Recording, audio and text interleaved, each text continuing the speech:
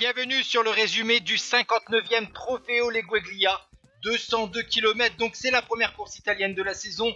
On a eu une échappée matinale de 5 coureurs, mais elle a été reprise avant les 4 tours du circuit final avec les ascensions du Colle Miceri, 2 km à 8,2% et le Capomele, 2 km à 3,4%.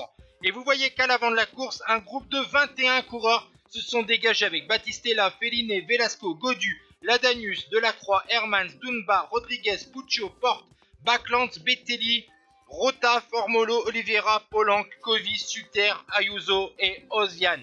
Mais au fur et à mesure des tours de circuit, déjà derrière la Trek Segafredo est piégée, l'équipe du tenant du titre Mollema. Dans le deuxième tour de circuit, eh bien, il n'était plus que 10 devant. Puis Ozian, Velasco et Puccio ont été distancés dans le troisième tour de circuit.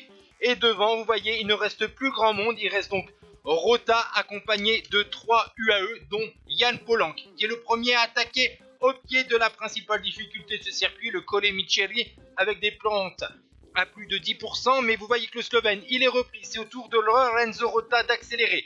Ils vont être 3 au bas de la descente pour attaquer le Capomele. Derrière, vous voyez un groupe de chasse avec notamment Champoussin ou Lafay, mais c'est devant, ils ne sont plus que 3, comme je vous ai dit. Donc il y a Rota avec Ayuso et Covi, le jeune prodige espagnol, mais Rodriguez et Polanc reviennent dans le dernier kilomètre, mais finalement le Slovène profite de la tactique de l'équipe pour attaquer derrière.